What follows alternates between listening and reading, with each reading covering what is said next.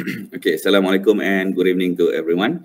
My name is Syamsul Anwar Sultan Ibrahim, and my team members are Nur Wahida, Dr. Akesan, and my friend Mr. Jayachandran from Saudi Arabia. So I'm going to present my study entitled Fear of Missing Out and its Relation with Depression and Anxiety among University Students. So first of all, I'd like to highlight on the constant engagement with digital devices, especially or in particular, smartphone owners, especially the younger users. So throughout the day, technology accompanies its owner and helps in making life easier. In other words, mobile device is not only a technological tool, but it also appears as a digital companion. So the next focus is on the growing sides of social media, which has become an essential part of students' life. So in the ever-growing era of technology, the desire and demand to own and use a smartphone make people feel in need to keep in contact with others, and people are often curious or interested in what others are doing, and in this regard, the phenomenon begins with attachment to social media and became smartphone addiction. As a result, they would likely experience an aversive feeling of missing out on current yet unattended events. And this phenomenon is called as fear of missing out, or FOMO. So the aim of this study is to identify the relationship between FOMO and depression and anxiety among undergraduate health sciences students, and to identify the level of FOMO, depression, and anxiety, and to identify any differences in gender related to the level of FOMO. So it was found that those who experience a high level of FOMO are assumed to have a severe willingness to remain up to date or being informed of what others are doing through social media. So previous studies suggest that individuals with FOMO may attempt to reduce the anxious feeling through checking out on other people. And FOMO seems to be more prevalent if no access to the smartphone. And the more they check, the more they discover about missing out. And this vicious cycle will strengthen itself and will turn to psychological symptoms. And it has been reported that young individuals between 16 to 24 years old contributed to the highest percentage of mental disorders, especially depression and anxiety. And according to one local study, reported that more than one-third population accounted for the prevalence of depression. And on the other hand, internet addiction was significantly associated with depression. So a cross-sectional study was conducted involving 281 undergraduate students from the Faculty of Health Sciences, and the data was collected through an online Google form. So those undergraduate students who have at least one social media, for example, Facebook, Instagram, Twitter, WhatsApp, and others, were invited to participate in the study, and two self-administered questionnaires were used. One is fear of missing out scale, and another one is depression, anxiety, and stress scale. And the data was analyzed using SPSS for both descriptive and inferential statistics. So for the findings, as you can see, out of 281 participants, the mean age is 22 years old, and the participants were predominantly female from occupational therapy program, and the most social media used is Twitter. And from the second table, you can see the majority of the participants were in the low-level group of FOMO and predominantly reported normal, followed by a moderate level of depression and anxiety. So in the third table, moving on to the relationship between FOMO and depression and anxiety, the results show a statistically significant positive correlation between FOMO and both depression and anxiety among undergraduate students. And finally, in terms of gender differences in FOMO level, it can be seen that female students got much higher on the FOMO level than male, and the mean difference is statistically significant. So this present study investigated the relationship between FOMO and psychological variables. Findings from this study was found to be consistent with the previous study in relation to the positive association between FOMO and depression and anxiety. So people who are depressed may believe that they are losing social comparators such as competing for support, care, and acceptance. Therefore, those who are depressed may be more prone to FOMO, and on the other hand, those with FOMO will tend to feel more anxious and worried about other people's activities. In terms of gender differences, that female have higher FOMO. This could be due to the majority of women using smart devices for communication or social media compared to males that commonly use smart devices for entertainment, such as games or browsing some other types of news. So in conclusion, you can say that FOMO has become one of the significant components in determining the psychological effects of social media use, especially on the aspect of depression and anxiety. And the high level of FOMO, the psychological well-being tends to become lower. And finally, in terms of the limitations, this study is confined to only one public university, therefore a wide range might be necessary. Okay, thank you very much. Thank you very much, Dr. Ibrahim, for that fast and prompt presentation. Are there any immediate questions from the audience? While you're thinking about the question you want to ask him, I just want to know, why did you choose a class that's mostly of female students? Because you have 83.3% of females in that class. Could it have affected the finding or result in any way? I'm just thinking aloud now.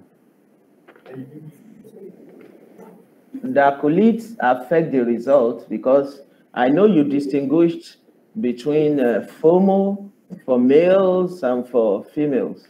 Statistically now, I'm just curious. Maybe it could have affected the result. Yeah, it could. Maybe we can say that, Prof. Okay. So you're saying that maybe the next time you might go to more universities. Yeah. Maybe before then it's even possible to consider going many other departments. I mean, so we have like a balanced percentage, of males to females and the likes. And then I have another question. The number of WhatsApp users that you presented, I also noticed that is very low. Is there some explanation for that, or is not part of what may have affected the results?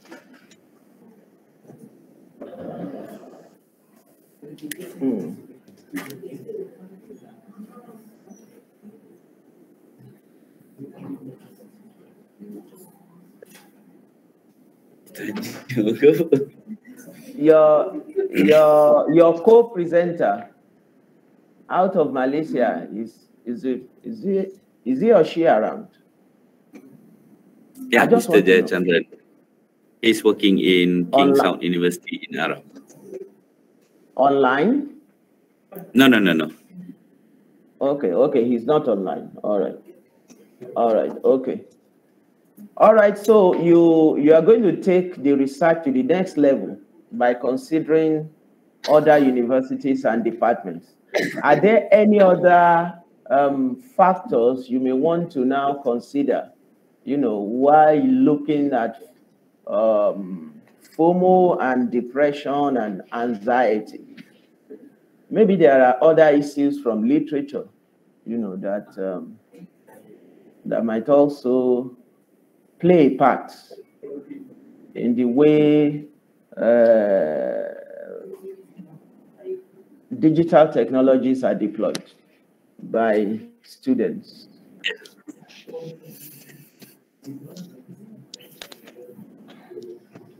Okay, are there any other questions from the audience?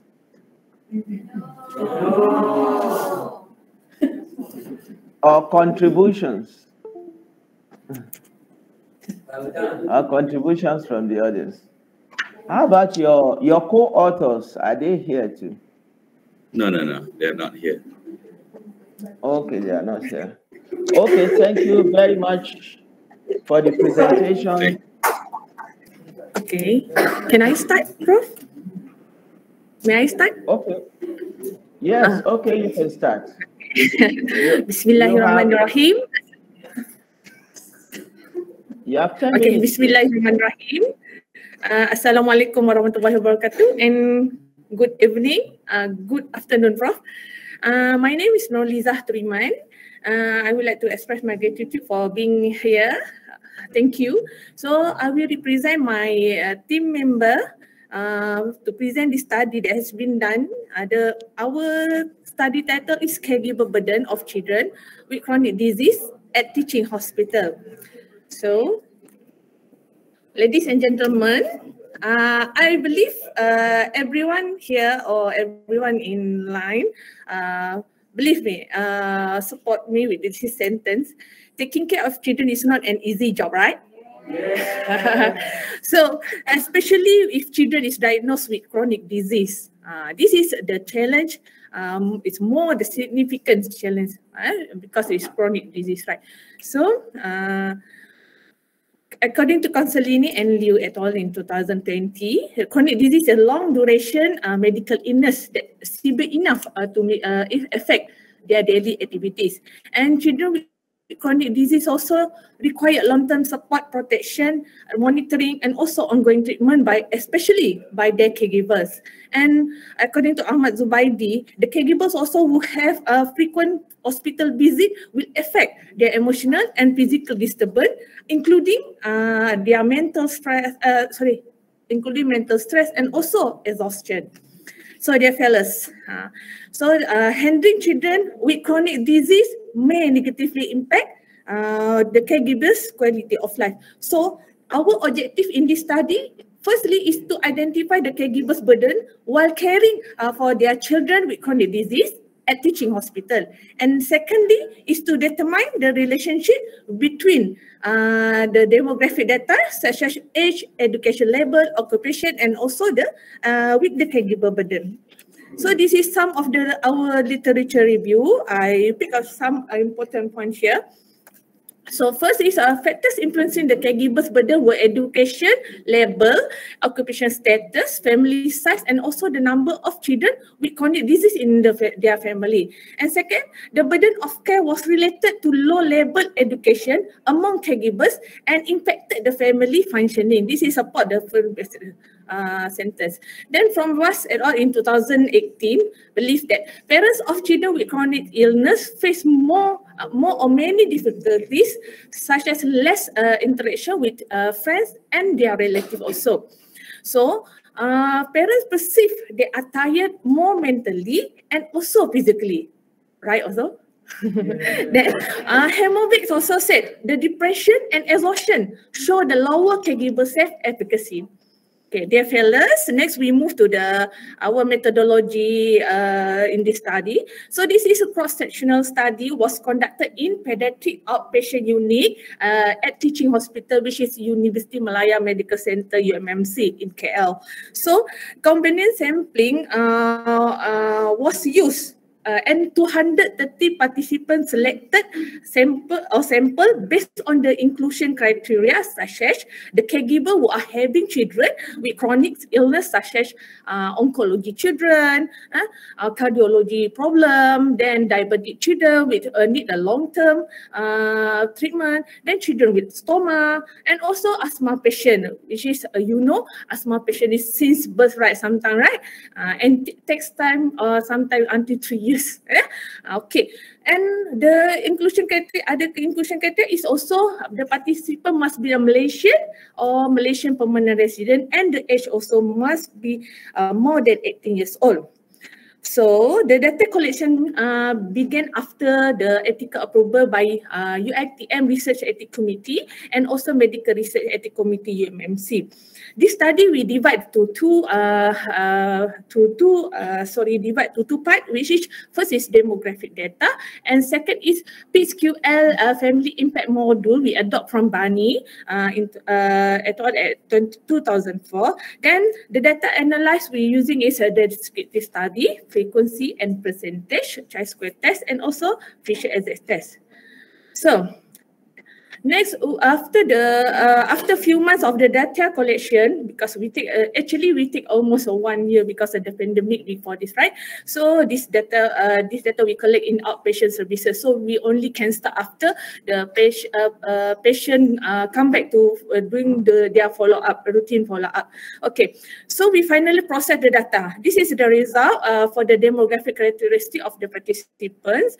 So I choose for 3 of them. Which is more than half of the participant age was within 31 to 40 years old. It is middle age, which is 53% of them. And the gender also, the majority of the gender participant were female, which is 81%. Then almost of the participants also are working, which is 67%. So more than half of the participants, right? So ladies and gentlemen, now we look at this next result. So this graph of caregiver burden with children with chronic disease. So in this measure, each item will consist in question, which is the caregiver is asked using the 5-point Likert scales, which is never, almost never, sometimes, often, and also almost always. So according to this graph, almost half of the participants perceive the burden is sometimes, which is the number is 104 or 45% of the participants. So based on the family impact module, based on the family impact module PSQL question, in this study that we use the descriptive was analyzed, and the mean of 8 dimension family impact module was determined, which is include worry, daily activities, emotional, physical, and cognitive functioning, communication, social functioning, also family relationship. As you see here, among all these 8 dimensions, the mean for worry dimension was the highest in this study, which is mean 1.89 and the standard deviation is 0.99. So next we see this table. So this table was shown the relationship between the demographic characteristic and the caregiver burden of children with chronic disease. As we see here,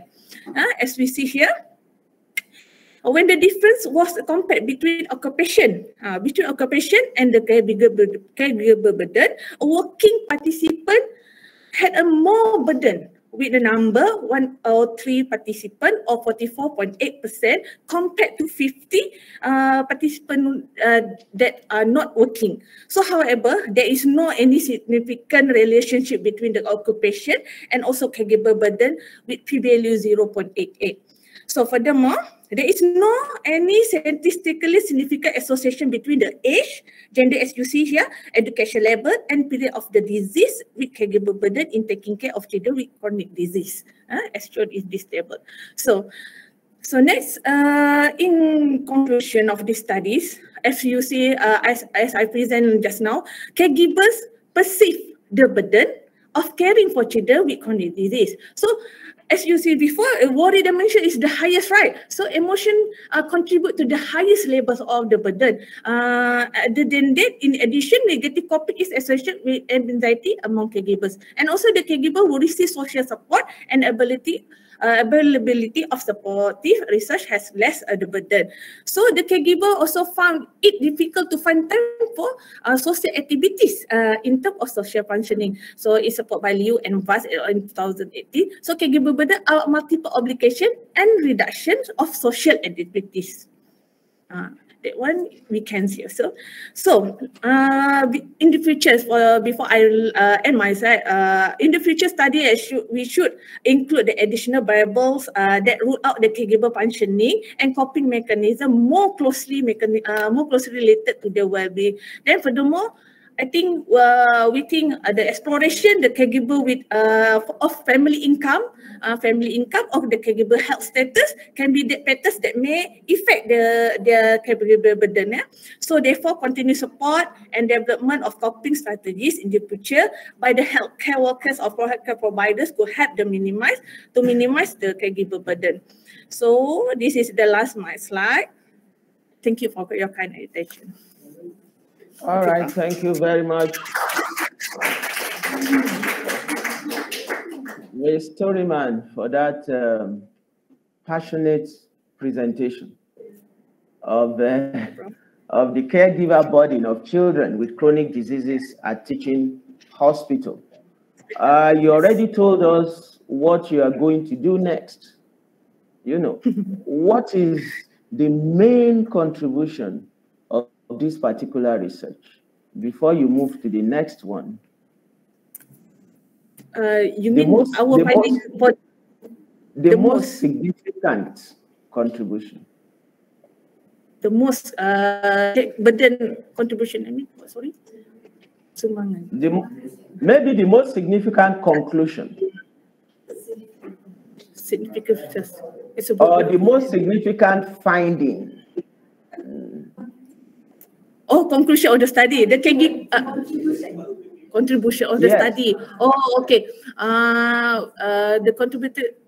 Okay. After this, develop from this study. After we did the study, we see the caregiver is perceived burden even though it's not the highest as well. Then caregiver more feel worried. So to reduce their worry, normally we do the healthcare service such as we do the health teaching, or we do the social service like give the counseling and teaching to the carer and make a bonding with the carer, because it may help them less the worry regarding about the disease of the children. Okay, Prof. Okay, I think your most significant contribution is the worry about the emotional state of the caregiver. What you now did is to make recommendation. You made a recommendation based on the emotional state of the caregivers. Okay. I think that. Okay. Next. Yes. Prof. Okay. Yes. Okay. Thank you, Prof. Do you have a foreign co-presenter? No, not. She's not online here. Okay, not online yet. Okay, thank you for the presentation. Thank you, Prof. From the audience, hold on. Before you go, maybe we have a contribution from the audience or a question or something. Okay. Is there any question from the audience? Any question from the audience? No, thank you. All right, no question. All right, thank you very much. Okay, thank you very much for that presentation. So we have a third presentation. Okay, Bismillahirrahmanirrahim. Assalamualaikum warahmatullahi wabarakatuh, and good afternoon to all. My name is Nur Islami Wak Fahmi Tang, and the other co-author is Nur Fairuzi Sohana, my PhD student, Nur Farhana Muhammad Said, our clinical instructor, and Ibu Rachmanida Nuzrina, my friend from Indonesia. So the title of my paper is Confinement Diet, Physical Activity and Wellbeing of Mothers with a Preterm Infant, and this is a qualitative study. So for the background, do you know that approximately 15 millions of babies were born prematurely, and the numbers is kept increasing every year. And in Malaysia, the prevalence of preterm births is about 13%. And preterm births means that the babies was born before 37 weeks of gestation. And being born early means that the baby is not fully developed. Many problems many consequences. Most of them have breathing issues, and most of them are very tiny. They need to be put in incubator. And 89% of the baby will be admitted to the NICU, the intensive care units.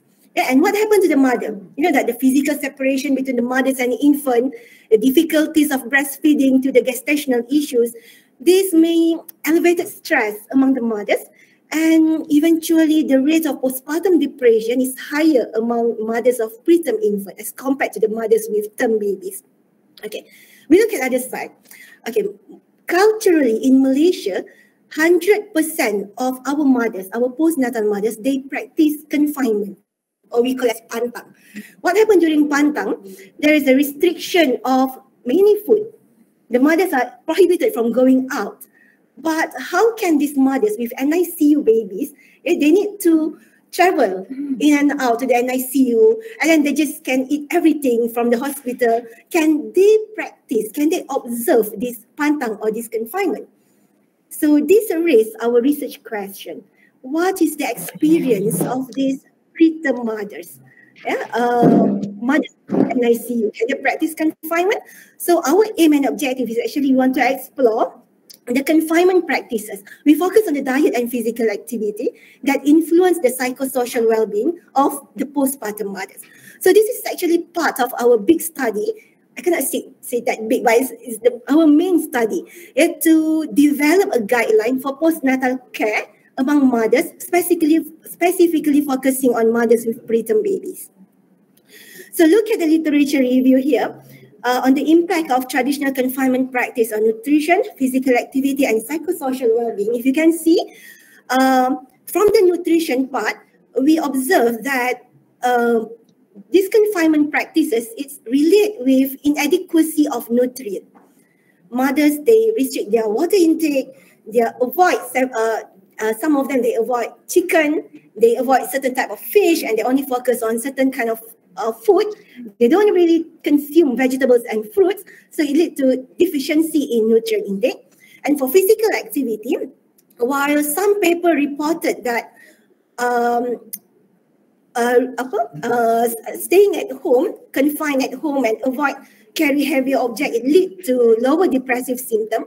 Other papers may reported that confinement actually reduce their muscle strength and also aerobic endurance, and eventually lead to higher depressive symptoms. And for psychosocial well-being, it's also reported that some studies say that confinement associated with lower depressive symptoms, while other studies report that confinement will also increase the risk of postpartum depression. So basically, in literature review, the study about the benefits of confinement is still inconclusive. Okay, so here how we conduct our research. This is a phenomenological and qualitative study. So we did a focus group discussion via Google Meet, and we have a semi-structured interview as the interview guide. We include Malay mothers within 6 months of postpartum and delivered a premature infant, and the mothers aged between 18 to 40 years, which is the reproductive years. We exclude mothers with chronic diseases, mental illness, and also physical disabilities. So mothers around the Klang Valley, Malaysia. This study has been approved by our UiTM Research Ethics Committee. How we analyze the data? We use thematic analysis. So here is our finding. Our subject comprised of 22 mothers. So we reach data saturation here.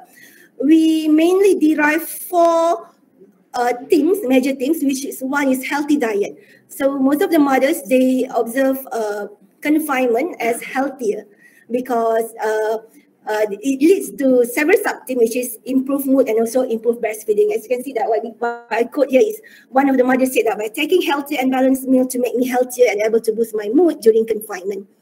Okay, the second theme is food restriction. We can say that from 22 mothers, all 22 mothers, they restrict certain foods because they believe that that kind of food give pain to them. They feel bloated, windy, cold, because of the certain foods. Okay. The third theme is fitness and strength. While most of the mothers agree that physical activity is important during confinement because it can help them to get back to their shape, for weight loss and also for the mental health. As stated by one mother, I started like physical activity to help strengthen my body and to lose weight. And the last themes derive is barriers. for the first three things, we observe as it's like they are really towards the confinement. However, last things derive is barriers because the mothers still lack of knowledge and confidence to practice healthier confinement. Okay. So for this discussion, we found that in agreement to previous study, mothers observe confinement as healthier and beneficial to their health and well-being. However, observing strict traditional practices may risk mothers to inadequate nutrition, hence affecting breast milk production. However, our finding indicated that mothers did not really adhere to all traditional beliefs. Lack of support from family members and lack of information by the health professional regarding doing an appropriate exercise during postpartum period was a barrier to exercise participation. So for conclusion, we suggest that researcher to design educational module and strategies to change the traditional perspective of confinement, specifically on healthy food consumption and increase physical activity during the confinement period. So this is my reference. With that, I thank you very much. Oh, that was a very concise presentation, and the background and introduction was answered the question I was going to raise, that the preterm statistics of Malaysia, how does it relate to the global statistics, especially? Okay. Maybe you still have something to add. Okay, thank you for the question, Prof. Global statistic of preterm births is range from 5% to about 28%, and Malaysia is in the middle, about 13% of premature delivery. Okay, then this practice of confinement, does it have? I know that one of your findings says that many of the women are now modern. They don't conform to traditional things. Are there other cultural factors that may account for differences in preterm statistics and that might be peculiar to Malaysia in terms of culture? You know, or let me put it this way, what are these traditional things that are peculiar to Malaysia that these women that have gone modern are not keeping to? Okay, thank you, Prof. If I'm not mistaken, your question is about what is the specific practice of our culture. Basically, our culture still adhere to the practice that postnatal mother, they need to avoid going out and they need to restrict certain kind of food. But this is actually depends on their elderly as well. Some elders, they kind of still observe this traditional practice, but some parents, they are more towards moderns, so they say that no need to really restrict to this kind of food. But from our study, we found out whether nowadays mothers are they accept those kind of modern practice or Western culture, but most of them, they still restrict themselves from eating certain kind of food, which we as a dietitian and nutritionist, we need to educate them that no, they can eat this kind of food, or else they will have certain deficiency in nutrients. Okay, thank you. Like how many days or weeks? Hold on, Associate Professor. All right. Okay, do you have your foreign presenter there? Yes. Yeah, co-presenter. Co-presenter. Is he or she online?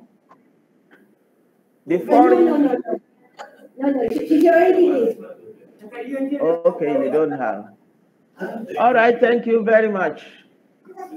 Let's take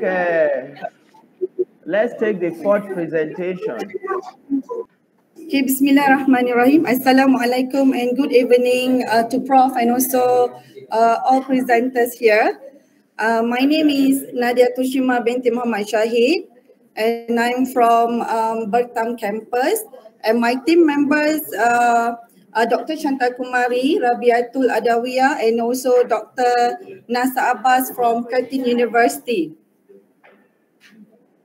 So my title for presentation is Chopping Board, Hygiene Knowledge, Attitude and Practice of Food Handlers at Home during COVID-19 pandemic in Selangor. So based on this picture, as you can see clearly, in reality, we do not always have time to clean or wash or dry our kitchen equipment at home. So therefore, food hygiene and safety are a major global concern as foodborne illness continue to be a public health risk. In developed countries such as Europe, Australia or New Zealand, it shows that 20% to 50% of foodborne disease outbreaks occur at home. And during pandemic COVID-19 and until now in Malaysia, the home business grown because of the demand and also the easily use of the system. However, food contamination still can occur by home food handlers, and it will lead to foodborne disease or food poisoning if home food handlers neglect to wash or clean their food utensils properly, especially chopping boards. So the main aim of this study is to assess chopping board hygiene knowledge, attitudes and practice among Selangor home food handlers during the COVID-19 pandemic. At the same time, we're going to determine the relationship between socio-demographic factors and chopping board hygiene knowledge, attitude and practice level. So how can chopping board be a source of foodborne outbreak? So based on the literature, we know that chopping boards are prone to crack or break, especially when you do activities such as cutting and you use prolonged with knife. So with these cracks or the breaks, it can fill with the foreign substances that trap, and it will contribute or develop the ideal environment for the spoilage bacteria or any disease-causing microorganisms, for example, E. coli. So, and these demonstrate that food poisoning or foodborne disease outbreaks can start from home, and also it influenced by the home food handlers handle their food. So in this study, we use, these studies normally use cross-sectional online survey and conducted in Klang and Shah Alam, Selangor, and respondents are those who cook and prepare food, especially during COVID-19 pandemic. So for this questionnaire, we have 4 sections: socio-demographic profile, chopping board knowledge, chopping board attitudes, and also chopping board practices. And the score points that we have used range from 0 to 100, where if let's say they got 50%, it considered as poor, while 50 to 70% will be satisfactory, and if let's say more than 70%, we consider as good. And all the questions or data we collected using online. So based on the finding and discussion, we saw that demographic characteristic, most of the respondents were female, and there are graduates from university or college. And most of the respondents home food handler, 70% they do not have any typhoid vaccine, or they do not attend any food safety training.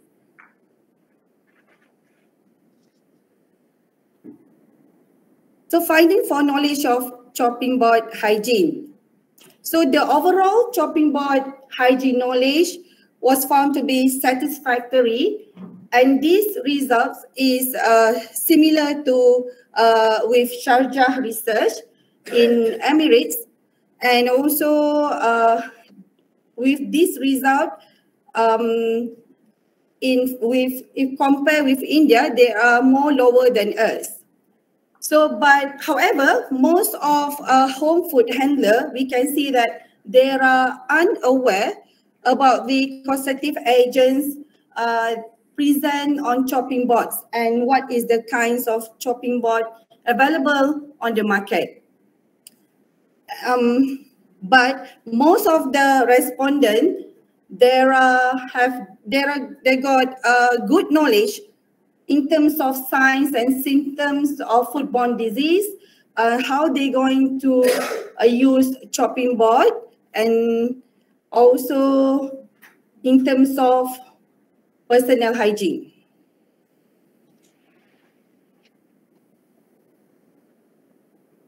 And let's discuss about chopping board hygiene attitudes. So based on the result that we have found that home food handlers, overall, they are to be found as satisfactory. However, food handlers in food service with no training show a higher attitude score compared to us. And it shows that with this study, respondents had a good attitude, especially on removing bacteria on the chopping board. Finally, our result for chopping board hygiene practices, the respondents in this research were found to have satisfactory about chopping board hygiene practices. And it shows also that they got good attitudes towards color-coded chopping boards before, but this is not translated into practice when we found that only 26% of the home food handlers use color-coded chopping board for different type of food. So Dr. in fact, Nadiato, please, you have yes? 2 minutes more. 2 minutes. Okay, in fact, food handlers with knowledge are more likely to convert knowledge into practice if they have a good attitude and others. And we found also a significant positive correlation between knowledge with practice, knowledge with attitude, and also attitude with practice. For conclusion, so this research, we can see that the level of chopping board hygiene knowledge, attitudes, and practices of home food handlers during COVID-19 pandemic in Selangor was satisfactory. So to reduce the risk transmission of microbial, knowledge of home food handlers need to be improved, as well as attitudes and practices by enhanced educational programs for home food handlers. Thank you.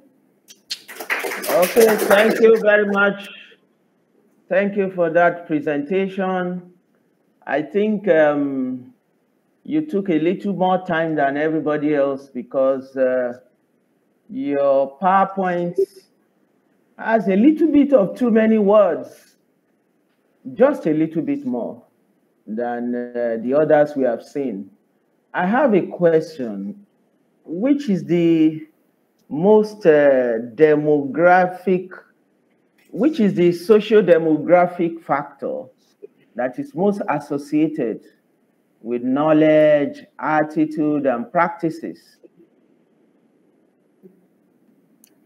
The demographic factor associated with the knowledge and the practice in your study. Do you investigate any?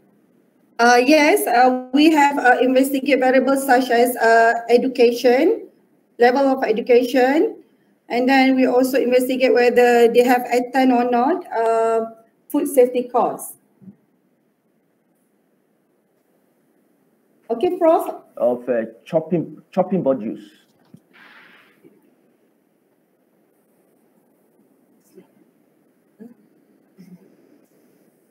Okay, Prof. Did you hear me? Yes, I hear you. All right. All right, thank you, Prof.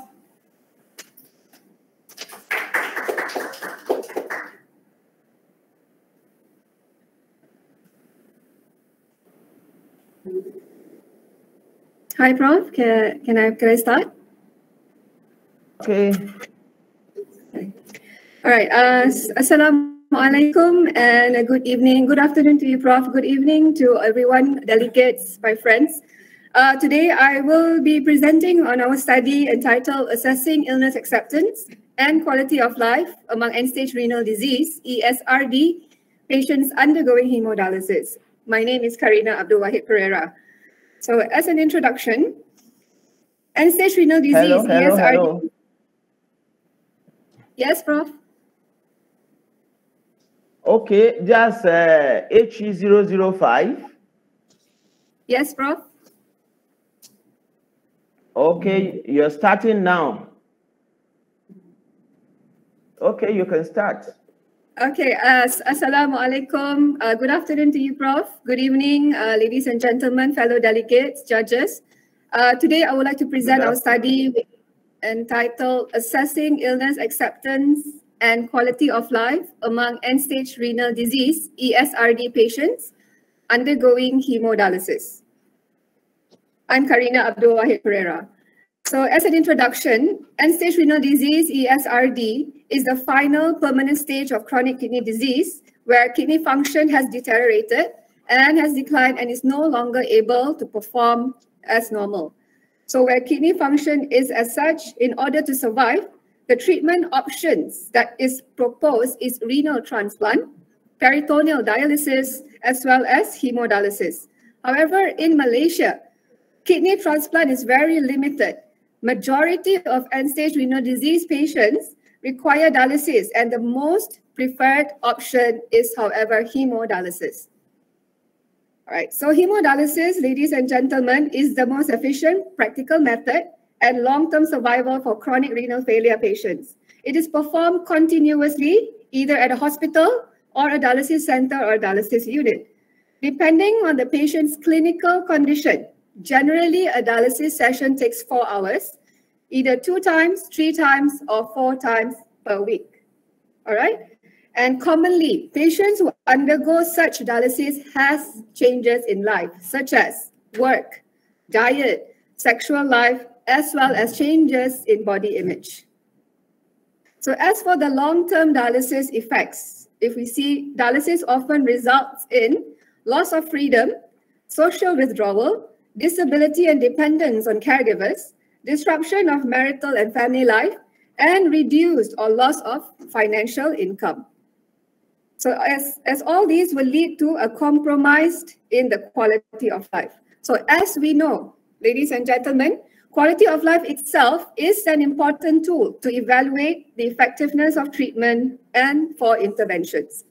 All right, now let's look at illness acceptance. All right, so this is the box here. Illness acceptance is a psychological indicator of the quality adaptation to life with a disease, including its consequences and the treatment. Now, studies have shown that acceptance of illness and quality of life are related to each other. There are studies reported that acceptance of illness scores were associated with quality of life, which was reported by Mosrak in 2017, while other studies revealed that quality of life affected acceptance of illness rather than the other way around. So this was reported by Obiglo et al. In 2017. All right. End-stage renal disease, ladies and gentlemen, is the major health problem worldwide. So this has brought us to our problem statement. The Malaysian Dialysis Transplant Registry that was registered in 2019 has reported that the incidence and prevalence of treated ESRD increased for the past 25 years and it's estimated that the number of patients who are undergoing end-stage renal disease will reach to a figure of 106,000 in 2040. So this is a result of the aging population and the lifestyle risk factors, which causes chronic diseases such as diabetes, mellitus, and hypertension or obesity. Now, estimates on the global burden of disease, GBD, indicated that kidney diseases were responsible for increase of mortality, disability, and healthcare costs and economic burden. Okay, in the meantime, more than half of the end-stage renal disease population did not accept their illness as a new identity. They may view their diminished physical condition as a major contributing factor in their reduced quality of life. Thus, this study was conducted to investigate the illness acceptance, quality of life, and the correlation between these among ESRD patients undergoing hemodialysis, in which the results of the study will contribute to the understanding and will help the healthcare team to develop better interventions and plans of care for the future. All right, so these are our objectives of the study, So generally, it is to assess the illness acceptance and quality of life among end-stage renal disease patients undergoing hemodialysis. Specifically, we are targeting to assess the illness acceptance, the quality of life, to identify the relationship between illness acceptance and quality of life, and to determine the association between the illness acceptance and quality of life with the characteristics of the respondents. Now, the methodology of the study, we have employed a descriptive cross-sectional study conducted at 9 dialysis centers representing 9 districts in Malaysia. The hemodialysis center selection covers various organizations such as private sector dialysis centers, NGOs, as well as certain agencies. The population of this study was among hemodialysis patients. Sample size was calculated using RAWSOF software, and that has led us to a sample size of 337. Our sampling technique was convenience sampling, and the inclusion criteria for this study was patients who are diagnosed with end-stage renal disease due to diabetes and hypertension, patients undergoing hemodialysis for more than 3 months. Hemodialysis sessions has to be 3 times per week. Hemodialysis via an external jugular catheter such as IJC or femoral, or a matured native arteriovenous fistula. All right, as a research instrument, we used a validated questionnaire and we gained permission to use it from the author. We consulted a head of the division of nephrology and a nurse manager who had specialized in nephrology. So a back-to-back translation was conducted by a person certified by the Malaysian Institute of Translation and Books. A pilot study was conducted to assess the feasibility of the study, and Chromebug alpha was 0.82 for both instruments. That shows the reliability and internal consistency was good. All right, the questionnaire now consists of 3 sections. Section 1, there are 13 questions that is related to respondents' characteristics. Section 2 was the acceptance of illness scale, AIS. Now this scale has 8 questions with a 5-point Likert scale, from completely agree to disagree. An AIS score ranged between 8 to 40. Now, the scores below 20 is classified as low, all right, acceptance of illness that is low. 20 to 30 are moderate, and above 30 indicates high. So the Chromebug alpha for this scale was also 0.82. The section 3 of this, of the kidney disease quality of life short form, or KD-SF, is used to measure QOL.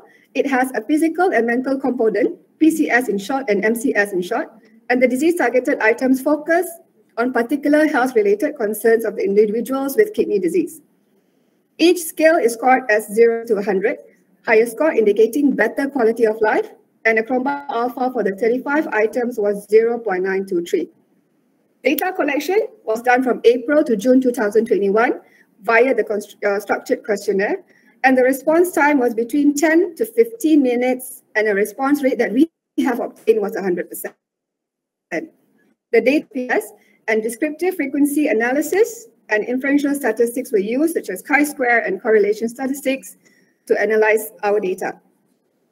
All right, so if you look at the results and discussion, the mean age of our respondents was 54.65 years. Majority of them were at the age of 50 to 64 years old. That is around 39.8%. Please, you have 2 minutes more. All right, there was an equal number of males and females. All right, Prof. Patient who took part in the study. Well, most of them were Chinese, single and unemployed.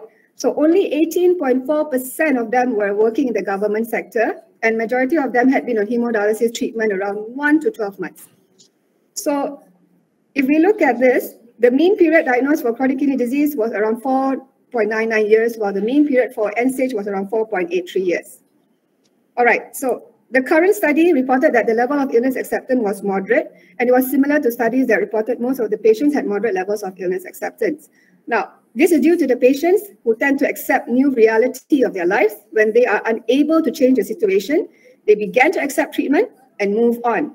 Other factors that influence the illness acceptance were the psychological adaptation, acceptability of illness, proper social support, health examination, monitoring, and self-management.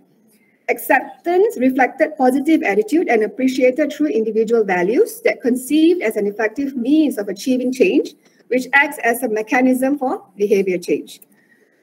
So this is the results part as well. However, the QOL among the patients in this current study was higher than a few studies conducted in Tunisia, Lahore, and Pakistan. While this might be due to the different study setting, as the current study was conducted among patients in hemodialysis centers, which were more stable and less affected to their quality of life. So studies shown that the mental health component was reported more compared to the physical component. The study shown that the mental health component was reported more compared to the physical health. This is due to the good encouragement that the patients receive from the dialysis staff, social support, and social interaction quality. So it means that the patient's quality of life will be good if they get encouragement from dialysis staff and also good and strong social support from family. All right, so as a conclusion, in this study, the respondents' acceptance of illness was moderate and was lowest among males. And we hope that, however, attention should be focused on physical components, especially the physical limitation that greatly affects the decline of a QOL. So the acceptance of disease significantly impacts on the perception of quality of life in hemodialysis patients. The greater acceptance, the higher rating of quality of life. With that, Prof, thank you. Thank you for your attention. And these are my references. All right. All right, well done. Do you have a foreign co-author? Sorry, Prof? Do you have an international co-author? I have a co-author present here with me today, and I have also a co-author online. However, my international co-author is trying her best because she's now in King Fayed Hospital and she's currently attached to the patient care. So she's trying her best to get in. I don't think so she can make it, Prof. Okay. Her name is Ayat Al-Sawad. Yeah. Okay. She's well informed that she should be present today, Prof. Okay, that's good. So how do you take this research to the next level? Okay, from the moment we finished this research, I brought this to the attention of my head of department, and he's very much happy and found out that his patients at dialysis centers are facing difficulties, and he's trying to propose to the Malaysian Society of Nephrology to expand and maybe include more NGOs to come and touch patients with financial issues, social issues, so we need to get more and more individuals in, such as dietitians, counselors, to come in as a whole multidisciplinary team and go to every center as much as we can. So we are embarking on this journey right now, Prof. Okay, thank you very much. Thanks for the presentation. So the next presenter, AcE-006.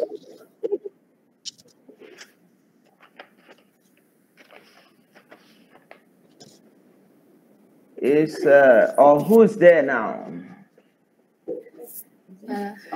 Hi, Prof. Good evening. My name is Nur Faziran. Okay. AcE-006. Yes. All right. Yes, you can start your presentation. All right. Good evening. Assalamualaikum and good evening to everybody. So how are you guys doing today? I hope that everyone is in a good health and free from COVID-19. So my name is Nora Fazira Binti Hamza, and my topic today is knowledge, attitude and practice to handling COVID-19 among nurses in teaching hospital.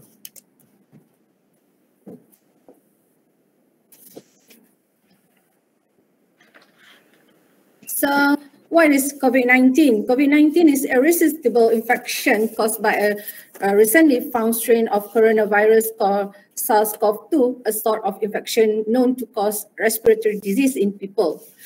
How it occurred and outbreak in Malaysia. In March 2020, a devout occurred at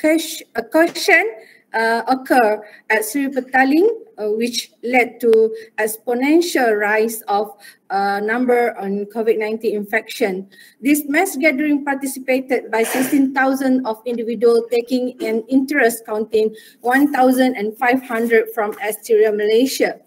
So for the implication to the healthcare workers, why it's implicated to the healthcare workers is because healthcare workers are at risk of the infection within the epidemic chain, which might be a serious problem. Which is one of the person who are control the flare up of the infection. And around 15,000 of healthcare professionals have been infected globally, accounting for 20% of all recorded cases, and 17 had died.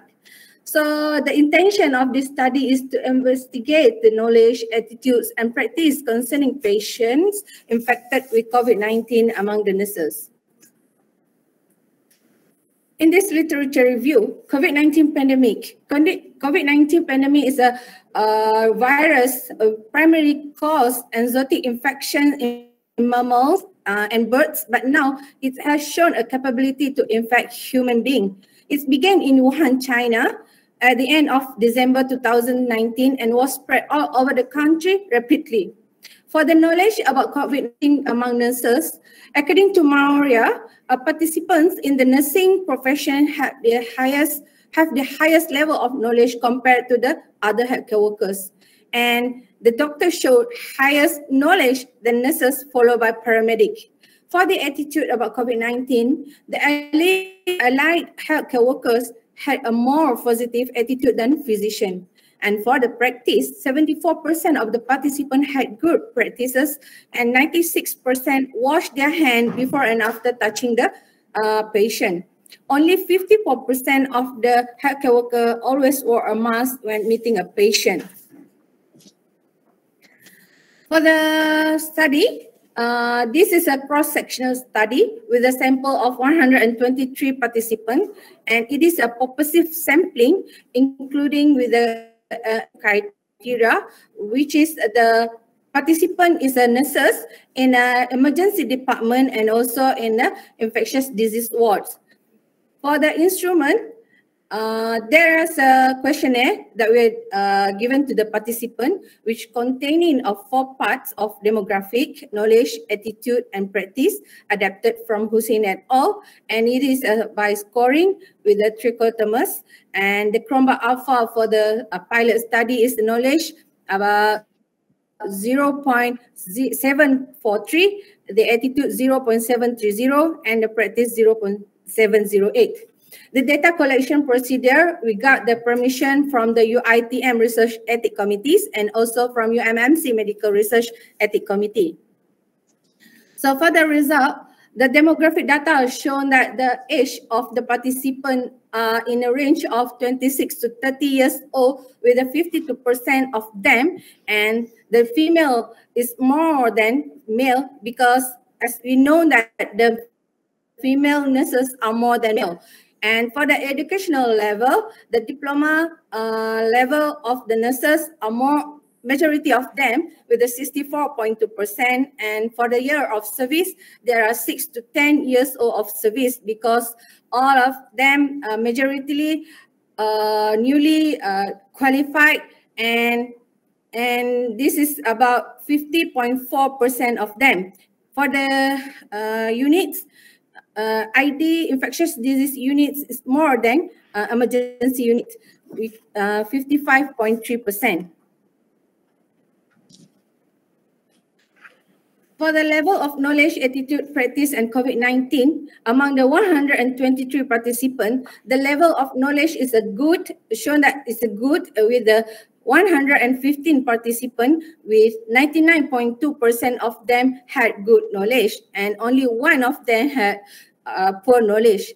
For the attitude, there is a positive, only 48 of them with 39%, and the negative is 75 from 120, and only 61% of them had with negative attitude. And for the practice, for the good practice, this is there are 65.9%, and for the poor there are 34.1%.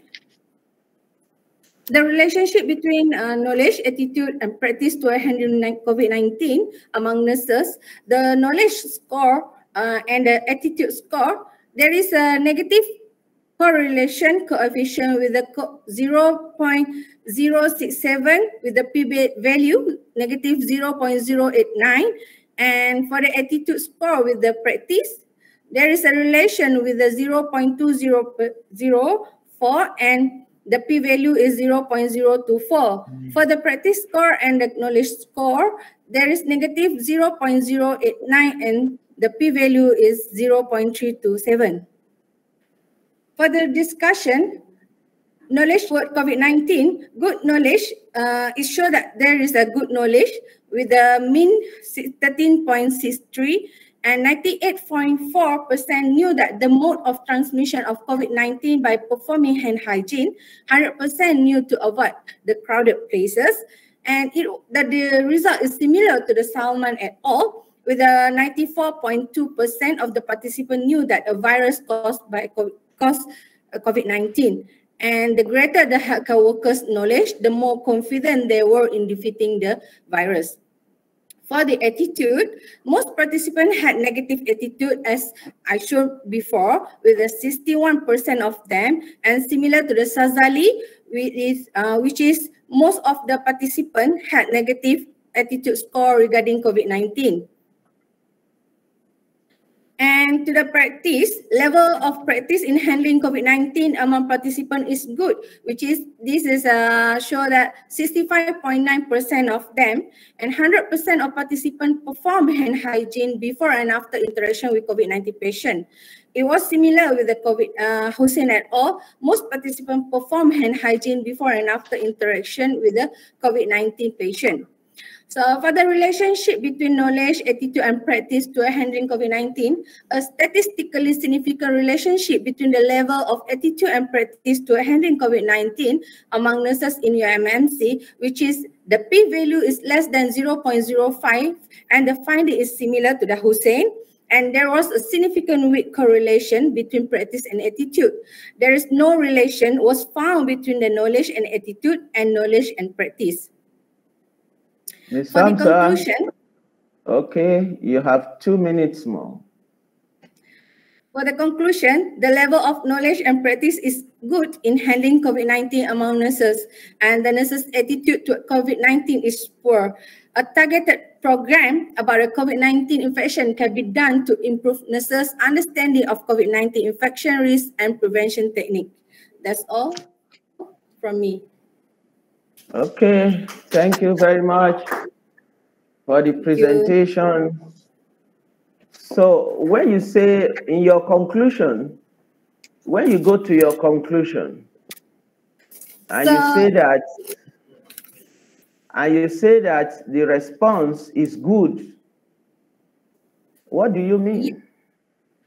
Yes, Prof. The response is good because the knowledge and practice of the participant is good, but the problem is in the attitude. The attitude of the participant is bad, with the negative of them the 61% of them had negative attitude.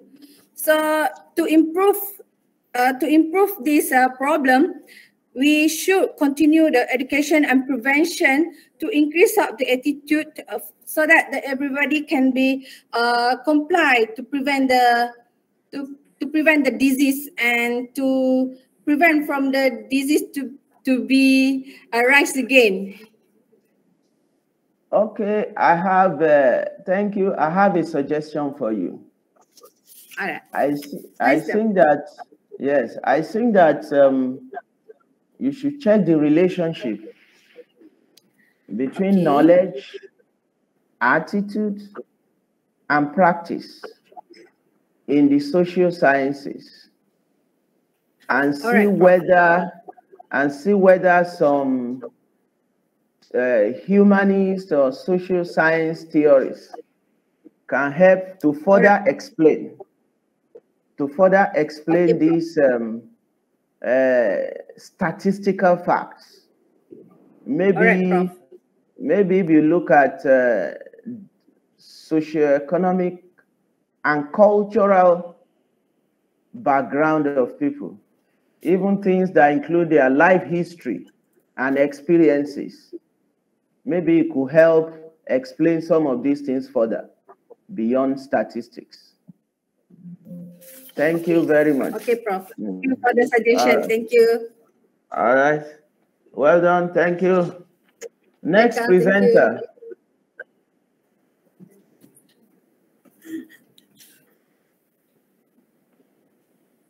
That's AcE-007.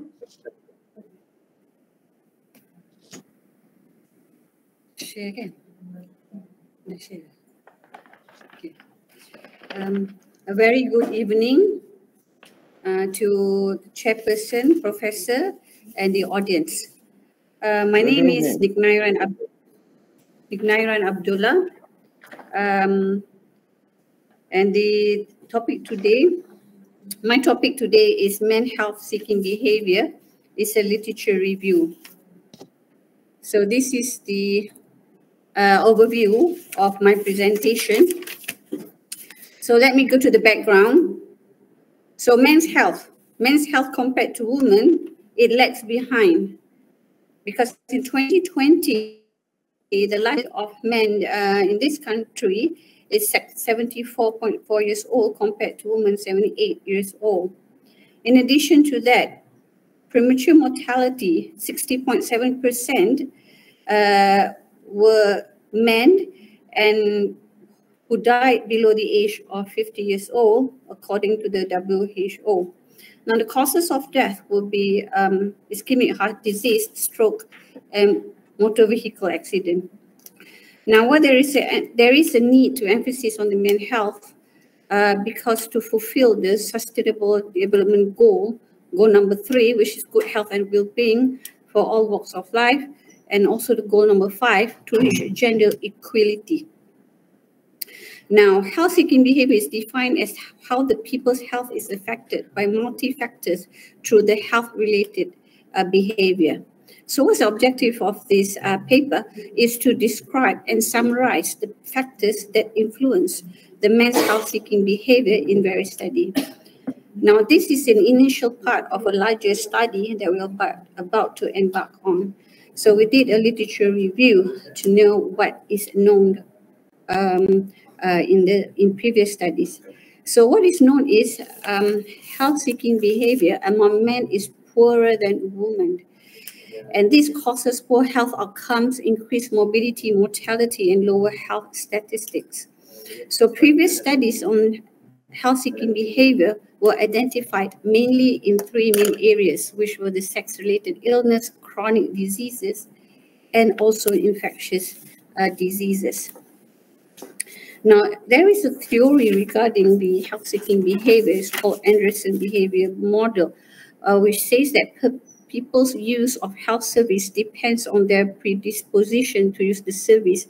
What are the factors that enable them or impede the use of health services and their perception of need for care?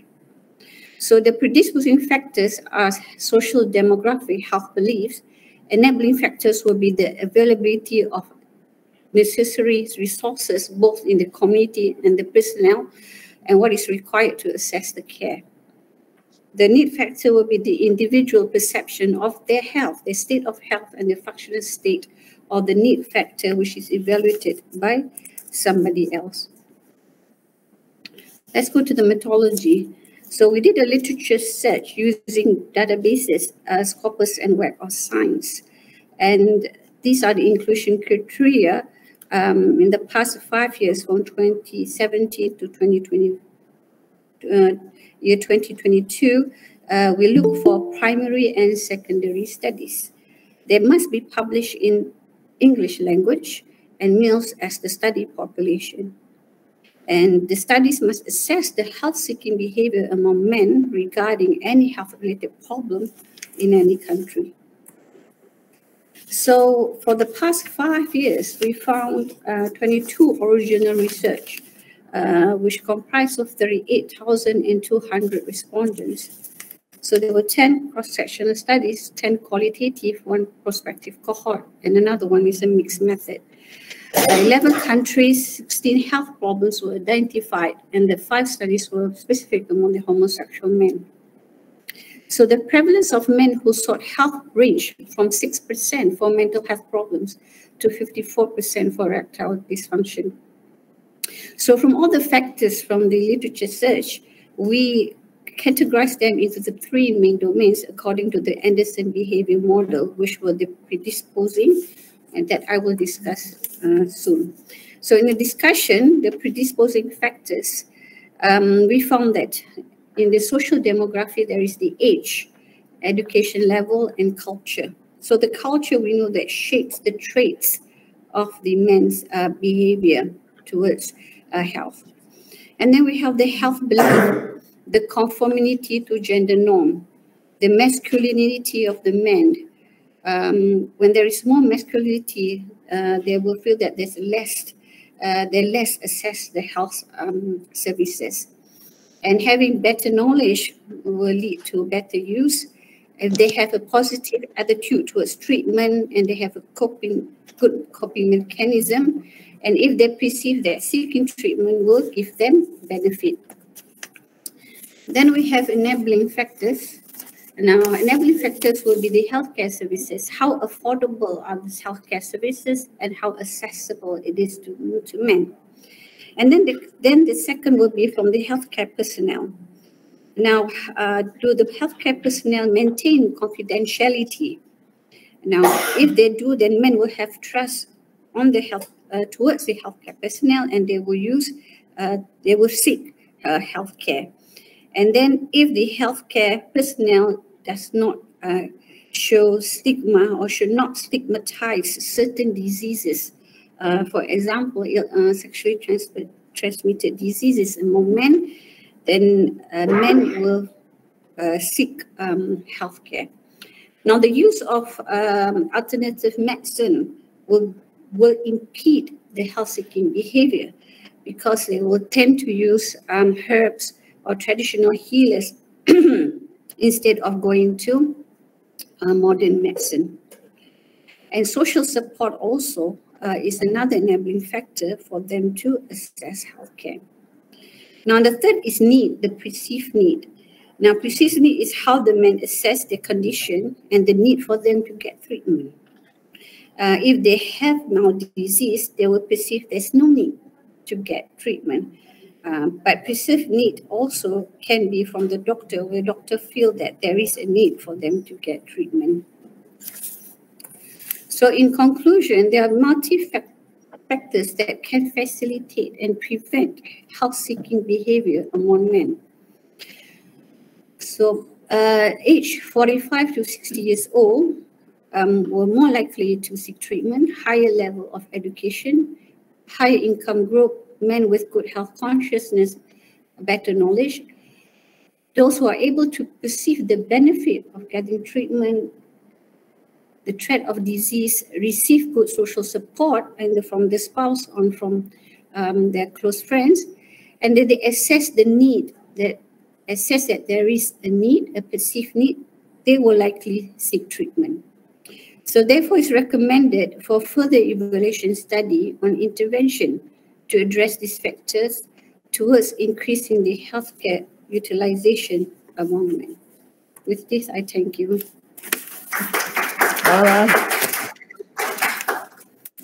Thank you very much for this review. And you have said you are moving on to the next level Yes. of evaluating. But I have a question. You used a particular model that has predisposing factors, enabling factors, and need factors. Yes. Okay. Is that the only model that's available? And why did you choose this particular one? Okay, why? Because this model has been frequently cited in the research. Okay, it is the most frequently cited in research. Yes, that's why we use that model as our theory. Okay, hopefully you'll look into the other models too. Yes, yeah. And see whether you could even have an updated one, or you could have a new one that's adapted based on this one and in combination with the others.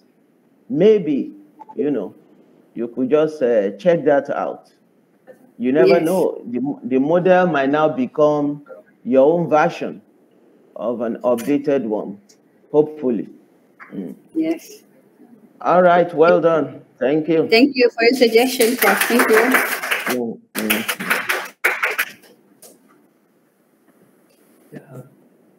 AcE-008.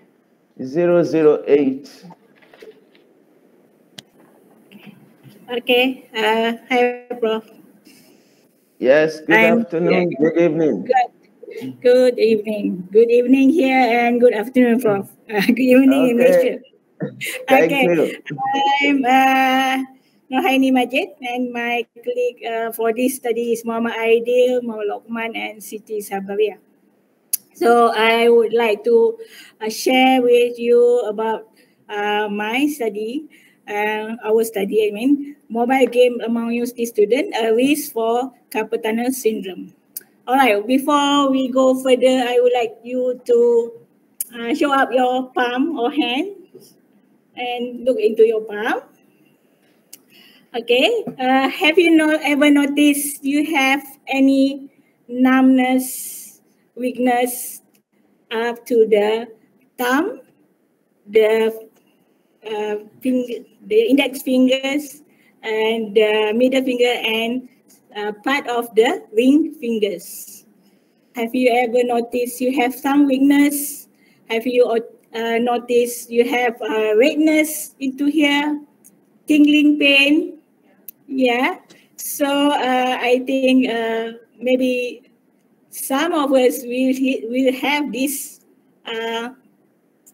symptom or problem of carpal tunnel syndrome, and better we go for further checkup. Okay, further up on this study. Okay, because I think everybody now are using mobile phones. So in this study, we're going to look into the students, because the young student always with their handphones, either to do their searching, their social media interaction, their texting, their mobile game, all of that. So this study is looking into the undergrad students, which at the young age, we normally know that they always with the mobile phone. Okay. So if you have the thing that I say, there is a sign and symptom of carpal tunnel syndrome. We call it carpal tunnel syndrome. A carpal tunnel syndrome is a stress-related injury to the medial nerve compression due to repetitive wrist movement. Okay, so I think most of us use a lot of gadget, the mobile phone, the computers to do our things in daily life. Okay, so this pain will increase at night. Yeah, the tingling, the numbness, the pains. We have, I think, if you have that kind of things, you will have to check further, I think. So the objective of this study is to determine the risk for carpal tunnel syndrome in playing mobile game among undergrad students. Okay, so the specific of this study is to identify the symptom severity of carpal tunnel syndrome among undergraduate students and to identify the functional severity of carpal tunnel syndrome among the undergraduate students. So when we do the literature search about this study, we found that Wu et al. Also mentioned that overuse of electronic device affect the median nerve. Then it will related to numbness, tingling, and pain.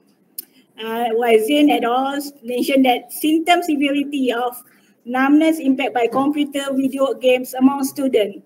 They have mild percentage, like 40% of them have mild severe symptom, but 90.2% have moderate symptom, and 5.8% of them have severe symptom of playing game. And some psychiatrists that also smartphone use may cause greater stress on the wrist than a keypad phone. So I think previously, those days, 20 years ago, they used keypad phone. Now everybody has smartphone. Yeah. So same like the latest study by Inanova 2020 and Harkonnen also 2020. They also mentioned about this carpal tunnel syndrome increase a lot, especially among female. So we're going to look into the methodology of this study. This is a very simple study. It's a descriptive cross-sectional study where we have the population of full-time undergrad students in one of the public universities in Selangor, Malaysia, where the students are 18 to 25 years old, where they reside in the college. So the student is in the college, not in at home, because this is the time when the student have online distant learning interaction for their lecture, and they have to stay in college because we have the MCO, yeah, movement control order.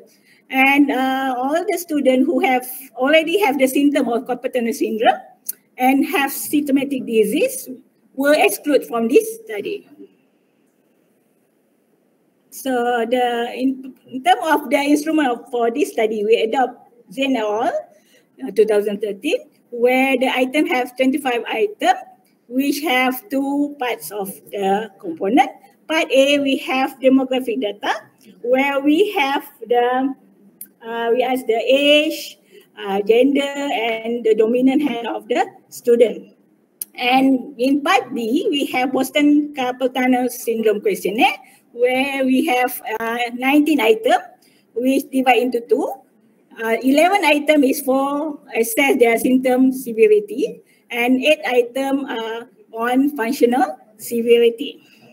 So we have looked into the background, objective, instrument, methodology of this study. So we are going to look into finding of the study. So, and the population of undergrad students who reside in the college, we have 373 respondents of the undergrad students who participate in this study. We have 57.1% male and 42.9% female students. And majority of the respondents are from 20 to 25 years old. Okay, in terms of our objective 1 and 2, where the specific one, where we look into the symptom severity of carpal tunnel syndrome and the functional severity of carpal tunnel syndrome. In terms of symptom severity for carpal tunnel syndrome among the undergrad student, from the scale, we have 5 scale, 1 to 5. From the scale 1 is no symptom, and up to 5, we have very severe symptom. So the study results show that majority of them have mild symptom severity in terms of playing mobile game. And they have mild numbness, 59%, and mild weakness, 47.5%. We look into the functional severity, which also have 5 scale. There is 1 no functional, and up to 5 very severe functional. So majority of them also have mild functional severity, when we look into what are the activity of daily living they used to be, they do in daily. So housekeeping is the highest score, which is 35.9%, having my functional severity when do housekeeping. Writing, 27.6%, holding phone, 27.3%, buttoning, and 24.4%. Miss Majid, you have a minute. You have a minute more. Okay, thank you. So the issue here is we look into the mobile game popular among Malaysian students. With other study by Zen, also 35% of students play daily games, and they have the symptom severity and frequency of the symptom were determined while playing mobile games, and they have modest severity with the bulk of activities, especially for them in young age. In conclusion, so we have majority of respondents here had mild symptom of carpal tunnel syndrome and also mild functioning severity of carpal tunnel syndrome. So we would suggest that further study to study the risk of carpal tunnel syndrome on playing mobile game among children, because we know that nowadays also children from young age also playing phone. Yeah. So with this study, perhaps we can develop the awareness of the risk of carpal tunnel syndrome among the young adult. With that, thank you very much. And thank you for your attention. Thank you, Prof. Okay. Welcome, Ms. Majid. Thank you for that practical, and that started with demonstration from the onset. Thank you, Prof. Yeah. Thank you. So where does this research go after this? Okay. What's the next? So next after this, we will look into the relationship between the demographic data, such as dominant hand, such as female, about the gender female and male, such as the level of playing maybe mobile games. So we want to know if the more they playing mobile game, is they affect more on their risk for carpal tunnel syndrome. Okay, I have a bumper question, which might lead to your next research. I say, okay, who plays games? What are their characteristics? When do they play games? Why do they play games? What games do they play? You know, the question of who, when, why, what. All those are still there for you to explore. Yeah, thank you, Prof. That's a good thing. Thank you. Is Siti Sabria online from Indonesia? No, she's from Indonesia, but unfortunately she have another conference, so she can't join us today. Okay. All right, no problem. Thank you. The next presenter.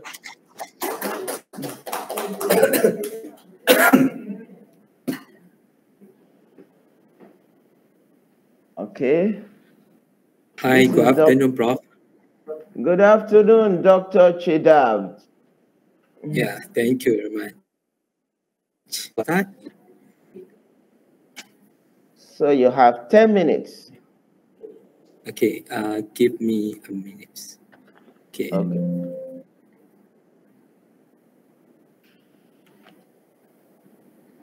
Okay, Assalamualaikum warahmatullahi wabarakatuh. Good afternoon to you, Prof, and good evening, everyone. Okay, my name is Ahmad Jamil bin Chedab. I am a lecturer from Center of Occupational Therapy Study, Faculty of Health Sciences, Universiti Teknologi MARA, and today I'll be presenting about musculoskeletal disorder, pain, and fatigue among string and beat music students in one of university in Malaysia. All right, musculoskeletal disorder are a common medical condition that affect nerve, tendon, muscle, and supporting system. Okay, have you ever heard about low back pain or carpal tunnel syndrome or even tenosynovitis? So these are the most common musculoskeletal disorder, and the prevalence of musculoskeletal disorder among musicians is between 2 to 8% for 12 months, and for lifetime is about 29 to 90%.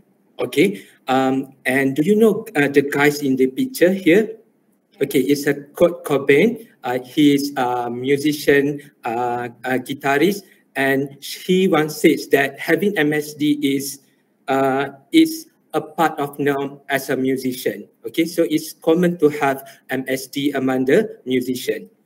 Okay, and several studies have mentioned that type of musical instrument might contribute to MSD, pain and fatigue. However, it is still inconclusive in the literature, given that there is limited study that investigate the issue. Therefore, our aim of the study is to investigate the prevalence of MSD, pain and fatigue among music students, and we also want to examine any differences in MSD, pain and fatigue between string and wind player. So the string and wind player is different. Okay, the string instruments such as guitar, violin, viola. Okay, while for the wind, it is saxophone, flute, and trumpet. Right. So as for literature review, I'll cover about the MSD among the musician. Okay, MSD will cause performance impairment, syphilis, and premature retirement, leaving the musician jobless and leaving the music arena prematurely. And this is due to the overuse or improper technique, poor posture, stress, and insufficient time during their playing instrument. And I can say that the most affected body part are the upper extremities and vertebra. All right. So when the musician play the instrument repetitively, so they will experience discomfort, pain, and fatigue. Okay, this is the common symptom of musculoskeletal disorder. And several studies have reported that musicians mostly affected by MSD is string instrument player rather than wind instrument player. And studies among the music students stated that half of the music students had pain related to MSD to a point where 11.3% were detracted from performing the instrument. And music students have a risk of 1.77 times higher than non-music students to have musculoskeletal problem. Okay, for the purpose of the study, we conducted a cross-sectional study design among the music student in one of Universiti Malaysia, and the study was approved by UiTM Research Ethics Committee, and our sample were students from Faculty of Music who play wind or string player. They must be able to understand English and able to read English in order to complete a set of questionnaire, and we use a few instrument and questionnaire in order to collect our data. The first one, we have a demographic form, and the second one is we have Nordic musculoskeletal questionnaire in order to examine musculoskeletal disorder problem among the student. And the third one, we have numerating rating scale to measure the intensity of the pain. And the last one, we use shoulder fatigue questionnaire in order to examine the fatigue among the student. And the procedure is we use an online survey using Microsoft Form. We distribute the link to the student representative, and then the student representative send all the questionnaire to the member of the class. Okay, as for the data analysis, we analyze the data descriptively, and we also use inferential analysis based on parametric and non-parametric assumption. All right, so this is the main finding of the study. All right, so table 1 shows the demographic characteristic of the participant in our study. So most of our study are men, and they are right-hand dominant, and they are enrolled in diploma of music, and most of them play string instrument rather than the wind instrument. Okay. As for the musculoskeletal disorder that we measured using the Nordic musculoskeletal questionnaire, so we divide it according to 3 categories for 12 months, 12 month past 12 months with prevented normal activity, and then the last one is past 70. So we found that the most affected body part of MHD is neck, shoulder, and upper extremity. It's quite identical between these 3 categories. And the pain and rest during the rest and activity is about 1 and 4, and the total score of fatigue is 13.71. As for the comparison or the differences in musculoskeletal problem and pain and fatigue among the wing and string instrument, we found that there is statistical significant difference at wrist and hand area for the past 7 days, which indicate that wing player have greater intensity of MSD symptom as compared to the string player, and the other variable is not significant. As for the discussion, I would say that most of the affected body part that cause MHD are shoulder, wrist, hand, and neck, and lower back. And this is quite similar with the previous study by Bachau, Davis, Lonsdale, and the rest. Similarly, our study found that pain level was reported to be moderate among the music student, and most of the music student in Malaysia experience average level of fatigue. Okay, and although previous study reported that MHD was likely affected by string player than the wind player, but our study found a contradict finding. So we found that more wind player experience MSD as compared to the string player. And the most affected part is the hand and wrist area. So as for conclusion, the main finding of this study is the most affected part of MSD is upper extremity and vertebra, and we found that type of music instrument might contribute to musculoskeletal problem among the music student. So this study highlights the need of comprehensive ergonomic assessment, early intervention of MSD risk identification, and education and training on ergonomic among the music student. However, we have several limitations. The response rate from the student is very low, it's about 39%, and the study was conducted in single university only. So we could not generalize the finding to the wider population. So given the limitation of the study, for the future study, we recommend a larger sample of study, and the study should be conducted in multiple universities in order to get the generalization of the finding. All right, that's all from me. This is my references for the presentation. Thank you very much. All right. Thank you very much for that presentation. It was exactly 10 minutes. I have a question. You said you sure. cannot generalize. That's one. Then secondly, you were so particular about the students in the 2 classes of music, the kind of instruments. Yeah. Okay. Is it possible that this effect, if you look at the professional history or the life history of the participants or the sample population, will this, can this affect it? All right. Maybe, maybe, for example, the person has been playing the instruments for 10 years, while another has just been playing for 1 year or 2 years. Yeah, that's a good point as well, Prof, where we need to consider the duration of playing the instrument as well, because the duration of playing instrument will contribute to the risk of musculoskeletal disorder as well. Yeah, you are correct. Okay.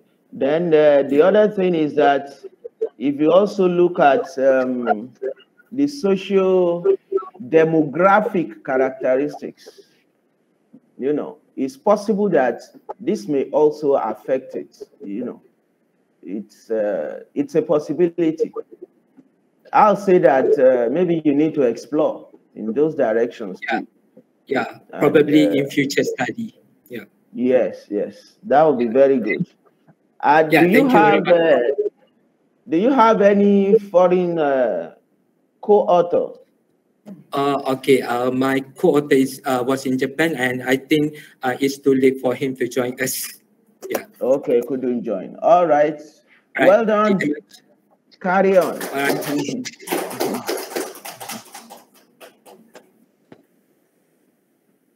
The next presenter .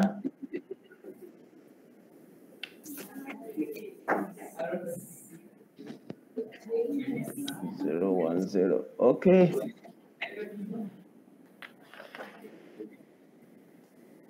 This is Dr. Kamaruzaman. Did I pronounce it well? Yes, correct, Prof. Okay, thank you.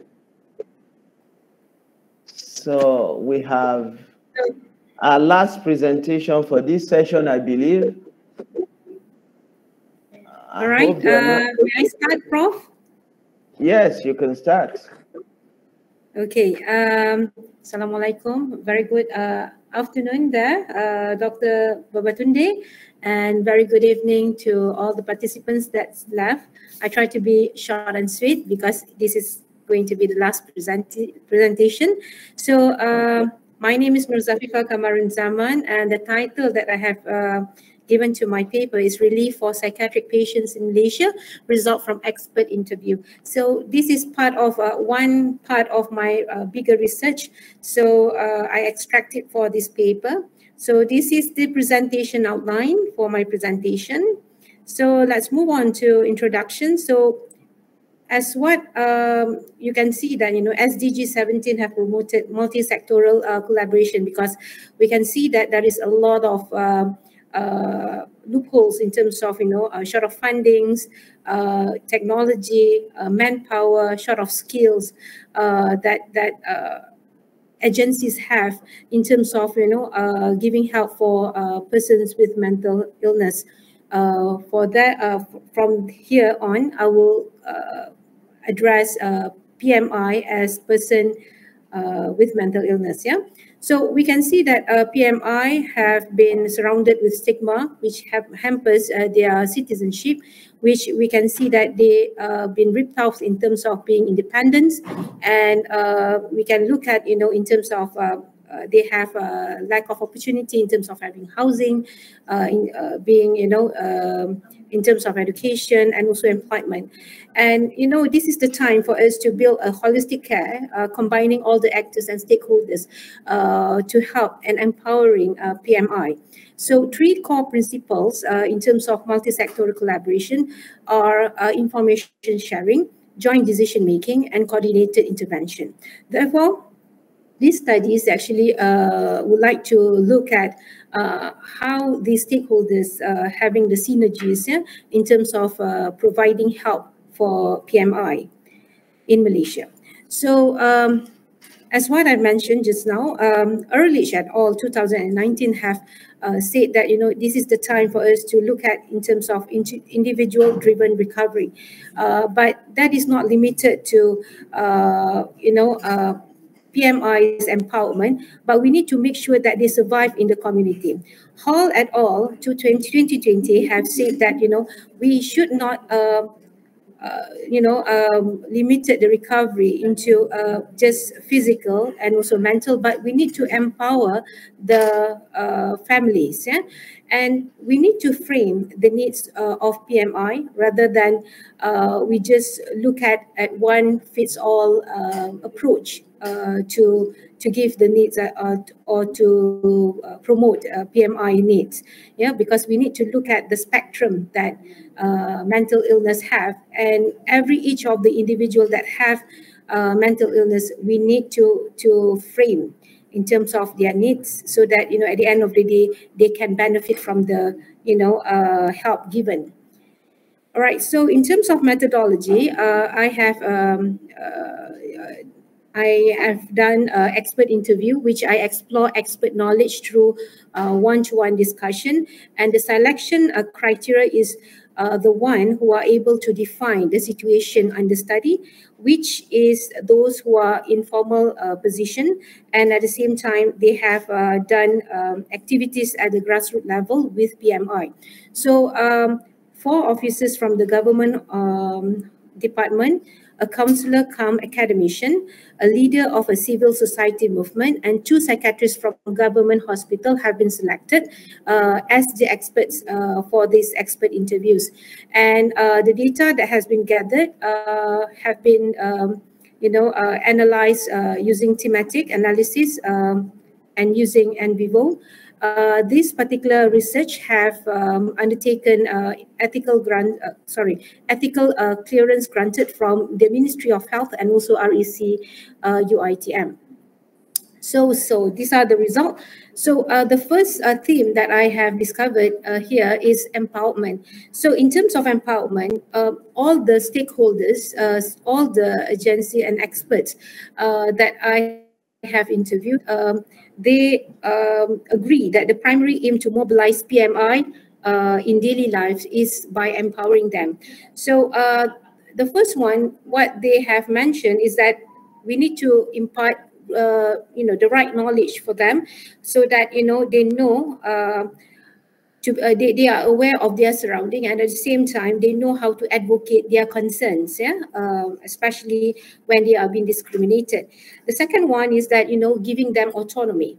Okay, giving them autonomy is a degree of control of what they are thinking, and also how they actually doing they behave, and of course at the same time they know how to do meaningful decision making.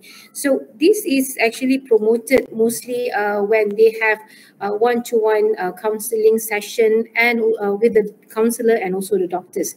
All right, the second one is policies. As what we can see that I would like to see here how all of these experts when they are doing their relief given, how the policies actually intertwine with each other. So in terms of psychiatrists, we discovered that they have Mental Health Act 2001, Mental Health Regulation 2010, and Clinical Practices Guidance or CPG, which is promoting evidence-based medicine to increase the treatment efficacy. At the same time, social department have mentioned that their target group is the pauper, children, and women. Okay. Those that is outside from the from this particular category is not actually under them. However, they actually given shelter, pocket money for the people who are the dwellers of the shelter.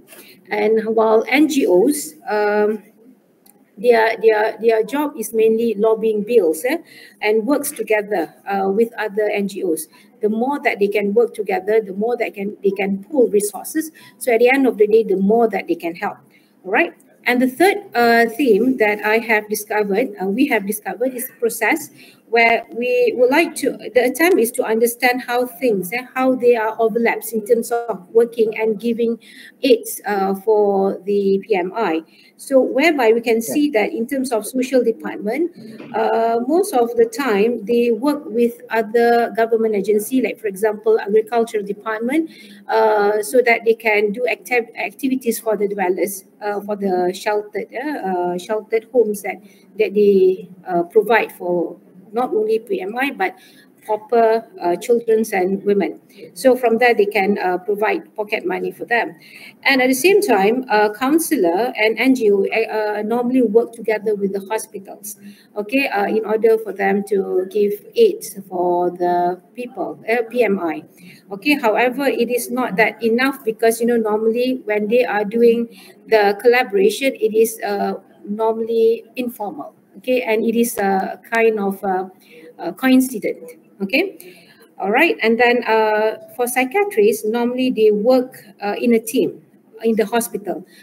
They normally will include the occupational therapists, psychologists, counselors, yeah, and social workers and social workers. All right, so that is the result. So in terms of discussion, so all experts believe that empowerment is one of the exit points for PMI discriminations.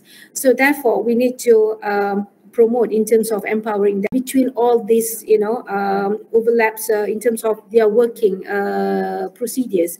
And at the same time, they just pass, you know, they just pass informally, not formally, informally, but there's no proper framework in order for them to give relief for PMI. So at the end of the day, it is not benefiting to the maximum. They're not leveraging the relief that they are giving. So at the end of the day, we can see that, you know, the SDG 17 is not really achievable, you know, at this particular point where, you know, which promotes smart partnership, rethinking in building holistic care for PMI, which is should be embarked in Malaysia. All right, so this is the data visualization from the finding where we can see that private agency is actually, which is, you know, they're supposed to be the gold mine of helping in relief aid giving, but they are actually subside in the, you know, in this data visualization. They've been hardly been used, they've been hardly been connected with other agencies or agents of giving help. So with that, thank you. Okay. Thank you very much for that exactly 10-minute presentation. Well, your PowerPoint, I can say, is over-pointed in that it showed us very little details. Much of what you said was from your heart, from your mind, from your soul. Being, maybe because it's a qualitative research. So I have a question. Your experts, did you pose the same questions to them? Was it a structured interview? For all the experts? Yes. Yes, we pose the same question. Okay, the same kind of questions to them. Yes. All right. So it's a structured interview then. Yeah. All right. Semi-structured interview. So where are you taking this research to at the next level? Oh, okay. First thing that we need to triangulate this data with the actual PMI. The person with mental illness. We need to triangulate this, whether this is as what happening, you know, we need to look at what are their says, yeah, because, you know, we need to give voice to them in order for us to build up a framework. And if we, you know, when we can merge the expert interviews data and also the actual data from the PMI, so we can come up with a framework. So that, I think I really hope that, we really hope as a group, we would like to promote this to public health of Malaysia, so that, they can at least, put this as an important thing to be done as a blueprint. Because, I think that, PMI, person with mental illness, has been subsided for quite a long time. And I think for those people who've been given a good rehabilitation, good opportunities, I think they can always contribute to the country. So they can become the social capital, they can be the human capital for the country, if they've been given proper opportunity. Okay, so the research with PMIs too is still going to be qualitative, kind of. Yes, yes. Okay. All right, best of luck. Thank you. So this distinguished professors and professors to be, I think that's about the last paper in this breakout session 6 of the 10th Asia Pacific Conference on Environment and Behavior. So see you next time as you progress with your work. Thank you very much. So we hope to see you at the next conference with progress made in your lines of work. Thank you once again. Okay, thank you, Prof, for your time. You're welcome. Thank you. So thank you.